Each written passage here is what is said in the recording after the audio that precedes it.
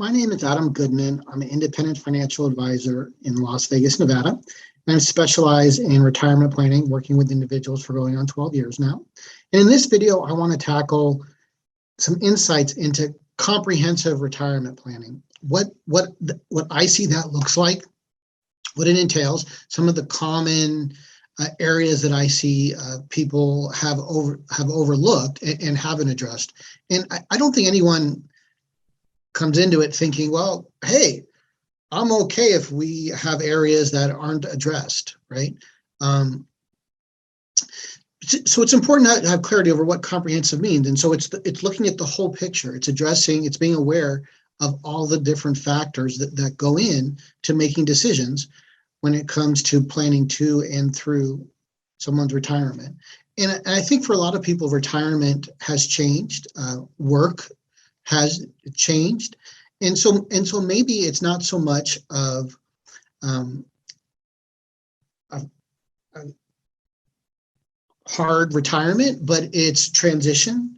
So the way I like to think about it is the accumulation years and the distribution years. So whenever you're going to be relying on your assets to create income for you, that's different than if you are investing your assets to grow for you. And a lot of times people want them to do both. And in some cases they can, but quite often what I see is there's misalignment. I think that will make sense as we continue on. So a little bit about me, aside from being independent, investment and insurance licensed, and the experience of working with individuals for going on 12 years now, I also have these advanced educational designations. And I think that's important. I think that you want someone with experience and knowledge who can guide you on your journey, ask the right questions, come up with the right answers. And you may think that should be anyone that has those licenses, but in my experience, that's not always the case. I know I didn't have the knowledge and experience that I have today, 10 years ago, right? I think maybe even 5 years ago. I'm always investing in myself to stay abreast of changes and opportunities as the world changes, as markets fluctuate, interest rates changes, financial products change. Oftentimes, maybe the right choice for someone 5 years ago might not be the right choice for them today because they're further along their path, their plan. Maybe before their assets were focused on growth and now it's more focused on distribution, and they need to make the proper adjustments. They're not necessarily sure what those adjustments should be.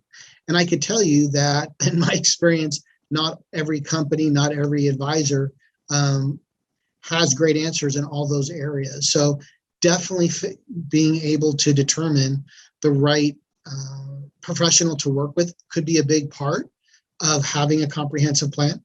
I think in today's environment, there's also a lot of people looking to do things themselves and to manage your own investments. It's never really been easier to do that if you have the time, knowledge, desire, patience, discipline. What you'll discover is that oftentimes there's a difference between just managing investments and having a comprehensive plan. So a couple concepts to keep in mind. Things that we think you should focus on. There's a lot of things that matter that we just can't control. And being aware of the different risks and deciding which risk you want to accept, which risks you want to transfer, what risks you can afford to keep, and if it doesn't work out, you and your family will still be okay, versus the opposite. Right? And so before I jump in, we need to have this slide up and share with you that what I'm sharing with you is general information, just general education nature. I'm not giving specific advice to any one individual. I don't know your specific situation. Oftentimes the right choice for one person isn't always the right choice for someone else. We all have unique desires, resources, obligations. And so definitely I always recommend that before implementing anything based on what you learn, you discuss your situations with a licensed professional. So here's a visual of what I see as a comprehensive retirement plan. And maybe not everyone has every pieces of these puzzles. Some people will need to emphasize more in some areas than others. But these are the common areas to look at and to make sure that we haven't overlooked anything and to be making the optimal decision in. And so just a real simple example to show you how interrelated these decisions can be is, for example, let's say someone is planning to retire shortly and they need to make a decision of should they take their Social Security early and let their investments grow, or should they defer their Social Security retirement benefit, let that grow, and now they need to figure out from their own investments which investments they can draw income from. Should they be invested differently on those assets they're going to be utilizing for income before their Social Security benefit starts? So that's just really one simple example of understanding that the decisions that we make in this area are going to impact the decisions that we need to make in these other areas, and vice versa. We haven't even factored in taxation, long-term care, passing away prematurely, market declines. So these are some another example of many of the different risks that we as individuals face. And we need to ask ourselves, based on where we're at in our life, right? If we have 10, 15, 20 years of working, probably much different than if we're planning to stop working or we already stopped working, or 10 years into retirement type thing. So planning is an ongoing process. Anytime someone has a life-changing event, oftentimes it makes sense to reassess their planning and to say, do I need to make any adjustments anywhere? And if so, in what areas? So longevity risk is the risk of living a long time. Deflation risk, right? Inflation risk, right? We've heard a lot about that recently. So the more assets you have, the more different types of assets you have, it can make things more complicated. Let's say you have an investment account, you have some real estate investments, you have some business interests, right? You need to figure out, should you sell the business interest? And that will create income. Will you keep the business and rely on your investment account? Your real estate, are you going to keep that and that'll give you an income stream, or are you going to sell that and that'll give you a lump sum? So the less complicated or the less options there are, the less planning is typically involved. But oftentimes there's areas to be aware of when you're taking money out that are different than when you're in the accumulation years and you're not taking money out. So just being aware of that, and also understanding that they can change on you, right? There's things that you can control, we can control as individuals. And there are other areas that are also important that we can't control, such as tax rates, right? And government regulations, right? Rules as far as when we have to start taking money out, a minimum amount of money that we have to take out, the taxation of those dollars, right? So those things can and likely will change in the future, or they have changed in the past, and they're likely to change again in the future. Another area that I see is often misunderstood is a lot of times people ask, what should I be doing with my investments? What are some good investments? And that's kind of like putting the cart before the horse. When you do good planning and you go through that process, it makes it so much easier to give better answers for that individual. Because oftentimes the right answer to that question is going to be different based on an individual's risk tolerance, based on their timeline, other factors as well. And so there's 5 key areas that I see when it comes to having a comprehensive plan to and through retirement. And in most cases, these are going to involve more than one professional. But it's important that you have sort of a primary contact that is integrating all this and understanding the different pieces quite often, and that makes the process go typically a little bit smoother and make sure that nothing's being overlooked. So estate planning, tax planning, insurance planning, income planning, investment planning, and I'm going to show you some examples in these different areas. And so this is my comprehensive planning process. We offer this on a consultation basis, and I'll go over that a little bit more toward the end here.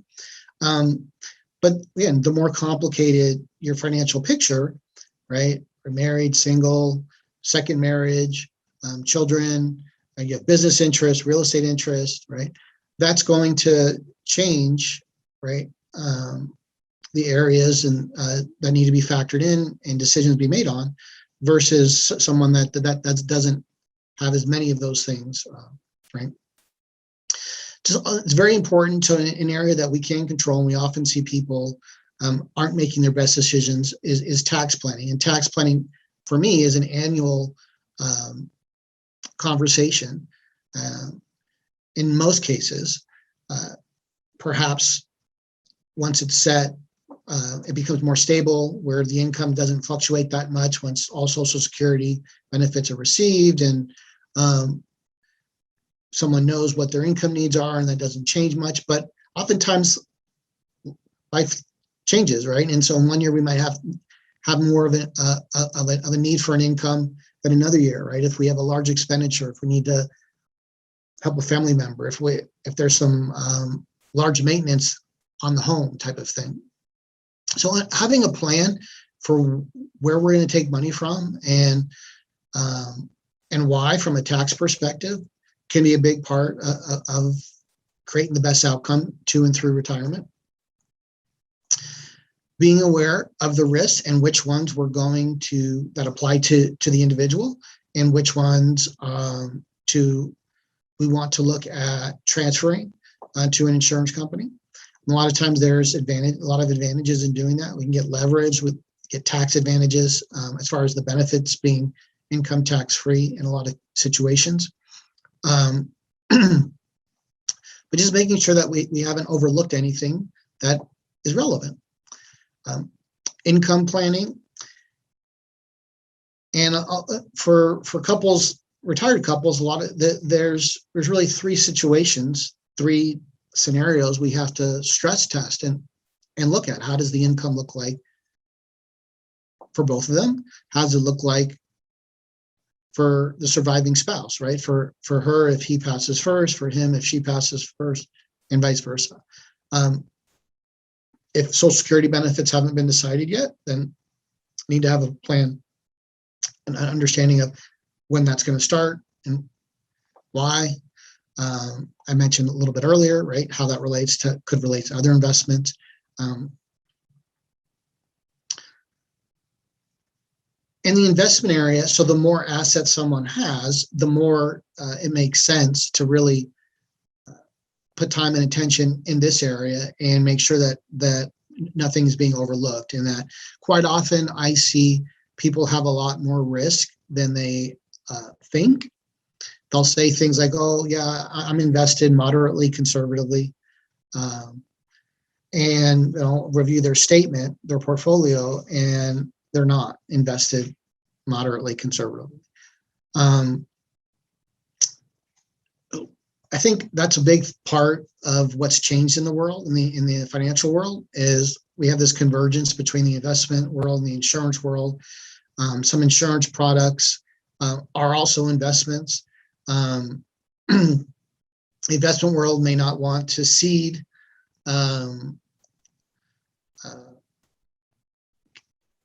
dollars, right? For example, they may not suggest to a client doesn't make as much sense to have money in bonds, but it may make sense as a replacement to use a fixed index annuity, right? It's going from an investment strategy to an insurance strategy, but they're very similar from the area of the portfolio that we may look at to have it working in that manner. But it may not be the same professional that provides both. There are some that only do one, only do another. Ideally, I think you want to be working with someone that can do both and just make some recommendations, and that's best for you, and explains to you the pros and cons of each, limitations, the risk factors, and then you guys together can decide what's the right approach for you. So the more assets someone has, then the more value can be gained by doing this type of analysis and having that type of review, and vice versa. So there's a lot of different financial tools, financial strategies that people can utilize. This is a nice, simple visual to help people understand. Generally, the options at the top have a higher risk, higher potential loss than the factors right below, and also have higher potential gains. Now, that doesn't necessarily mean on a short-term basis that something down here might not do better than here, but over time, they're not supposed to, right? But that's another thing for each person to consider, right? Is a lot of, one of the things they say in the financial world is, past performance is not indicative of future results. But then people ask, how has the performance been? And so I see quite often people do rely on past performance to make decisions on how they should be invested moving forward. And we understand why, but I think it's more helpful to understand what I call the most probable range of outcomes, and to ensure that people are risk appropriate in those areas, so they can let their financial decisions work out over time, and be willing, and they'll have hopefully an ideal, but at least a positive outcome, no matter which spectrum of the range, because they've diversified enough, because they've built in enough downside protections that they'll still be able to accomplish their goals, do the things they want to do, etc. So what I've found is key to help our clients do that is incorporating financial solutions that are quite often people don't have, or is not familiar with. I call them the defined risk family, defined risk options. So there's 3 right here. So safe accumulation, focused fixed index annuity, income-oriented structured note. And there's also many different types of structured notes. And then a newer version is this indexed variable annuity. Annuities are often misunderstood when it comes to the financial world in general. They're a unique retirement tool that primarily is used for lifetime income. So if you're looking for lifetime income, definitely, as of currently, there's nothing else available that will contractually guarantee lifetime income. But where I've seen that it really change over the past, I would say 5 years or so, is in this safe accumulation category. As interest rates have declined, in some cases, this has become a more attractive risk reward, cost benefit than traditional bonds or traditional bond funds. There are also options that are not available to individuals. They're distributed through financial professionals, maybe only certain types of financial professionals, maybe only through registered investment advisors and not through brokers. Structured notes is a unique asset class I've been working with for going on 6 years now. And I see add a lot of value for clients. And so the main thing about defined risk is that we have more downside protection than just the traditional 100% up of the market, 100% down of the market. And so it's not that any one of these is better than another, they're different. And understanding how they work Obviously, we don't know if the indexes are going to go up 10% or 20% in the next year, or down 10 or 20%, but we can understand how these different options would work in those environments, and then align that with what level of risk the client's willing to take, making sure that they have enough liquidity for their needs. And so here's just a visual of, in my opinion, what makes the most sense from a client's perspective. Now, that's not always in line with, from a financial advisor's perspective, or the investment company's perspective, as far as short-term profitability. Now, when you are a fiduciary, you put the client's interest first, and so your compensation takes a back seat to what's best for the client. That's how we operate in the investment world. I strive to bring that level of care in all my dealings, but from a licensing perspective, we're held to that standard in the investment world, and I believe that that's what clients want. In many cases, I think that they deserve. In many cases, I feel like the financial industry has let a lot of people down in that area. So you can see here, I mentioned a lot of times people have substantial percentages of their net worth in stocks or mutual funds. A traditional portfolio allocation would be a combination of stocks and bonds. And as you get older, you want to take less risk. You have more. You start adding more bonds, less stocks. You may have heard 70-30 portfolio, 60-40 portfolio.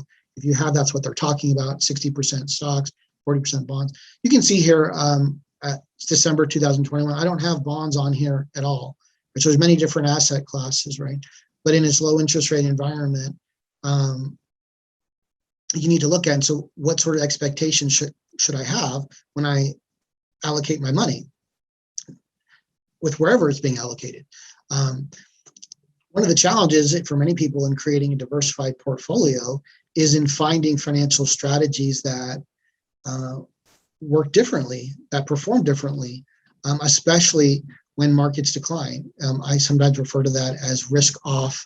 Markets go risk off. A lot of times, what we've seen in the past is that a lot of the assets decline in value at the same time. So, which a lot of times that defeats the purpose of this diversification strategy, right? So if you have something that has principal protection, which the only thing on here that has principal protection is this index insurance strategy, then that would do a much better job of protecting your downside in that type of environment, right?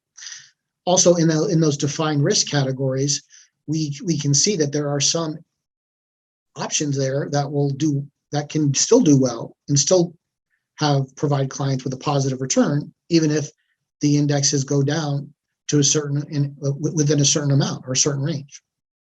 So I see that those are financial strategies, financial solutions that are very client friendly, very attractive in a lot of situations. And so these are primarily the strategies that we incorporate in addition with our traditional equity allocation for clients, customized to their specific desires, right? Their level of risk tolerance. So, client A might have a smaller allocation in the index insurance and a larger in the equity, and client B, it could be the opposite. So completely customized for each individual. Don't have any restrictions on any of those. Don't have any mandates, which ones we have to use, any quotas or anything like that. So we also provide a simplified planning process, which we call the bucket plan. And what a lot of people like about that is it's a one-page plan. There's three main concepts. It's broken down based on the timeline of when you're going to need the dollars, right? The now bucket is generally within the next year. And then you have your soon bucket and your later bucket. So when we know we have an income need, this is an annual income need. This planning approach makes a lot of sense. Helps people have a lot more confidence, understanding. A lot of clients are going to have 3, 4, or more different financial tools, right? As I showed you that graph, right? That chart. So the later bucket is typically where we're going to take the most risk. So this would be our equities here, right? Maybe the index linked annuity here, and our fixed indexed and structured notes could be in the soon bucket for a little bit less risk, plan for income need, and then we need to manage this on an ongoing basis and refill the buckets periodically, especially if we're drawing them down. So if you have an income need in retirement, your planning approach is going to be very different, needs to be very different than someone who doesn't have an income need to be drawing down assets. But depending on where those assets are, if it's pre-tax dollars, even if you don't need it, starting at age 72, you'll be forced to start taking money out of those accounts. And that a lot of times incorporates the tax planning aspect. So the bucket plan process, right, we talk about the money cycle. We'll also have, there's other videos that I've done that go into this, so I'll include that in the area below. You can watch that. But the bucket plan is generally a 2-meeting process, and I spend quite a bit of time in between those meetings doing the analysis, putting together the recommendations, and then the second meeting is presenting the plan, answering questions, fine-tuning it. So the first meeting is generally going over your specific situation, right? What does your financial picture look like? What sort of income gap is there or not in retirement? What is your personal risk tolerance? And then the bucket plan. So wanted to highlight, again, this comprehensive planning, what I see that entails. And so even in our simplified planning process, I would say it's comprehensive. It's just not as in depth in as many areas as going through each of those 5 areas and asking those, is this something to address now, later, or is not applicable? So to go through that comprehensive planning process, I offer that currently on a flat fee of $1,500. And there's a lot more of my time involved in that in between meetings, and generally that's at least a 3-meeting process. Quite often it also involves an estate planning attorney, a tax professional in some cases. And so we offer that again. That if you have some questions about that, reach out. We have our financial planning agreement, which we use. That's how we work, provide that service. This simplified the bucket plan. I offer that currently for a flat fee of $500 to go through that process, which is generally done within a couple of weeks to a month. And then it's to be determined in future, because while I believe that financial planning is so important to making optimal financial decisions, that's not the core area of our services. The core area of services I provide individuals is the implementation of individual financial strategies and the management of those financial strategies, which can be investments. It could also be insurance solutions. So but what I love about the planning service is it gives individuals a nice way to experience my knowledge, experience the value applied to their specific situation, to get a visual, have a better understanding of what the before and after look like before deciding if they want to engage me in that ongoing type of relationship. And even if they decide that they don't, which they completely okay, right? Because we did a consulting arrangement, they're quite often they get substantial value and they have much more confidence and clarity than they did before. And I can also provide sort of option A, option B in a plan, as far as if you're trying to do things yourself based on the options that you have available. This is what I think would make sense. If you want me to implement it, I would probably have some different recommendations, because I have access to some different financial tools that in most cases I see as more attractive than what the general public has access to. So we could present a plan both ways. So who typically receives the greatest benefit from going through that planning process? So typically it's people that are approaching retirement or in retirement. The more assets you have, typically you're going to get a greater benefit. Typically couples, because there's more variables or factors, right? And so I believe that there's substantial value for most people, because we're not charging. I don't charge 3 times more to someone that has 3 times more assets for planning. But if you have the more dollars you have, then making a great decision, avoiding a bad decision becomes magnified, and the value of getting that correct is magnified as well.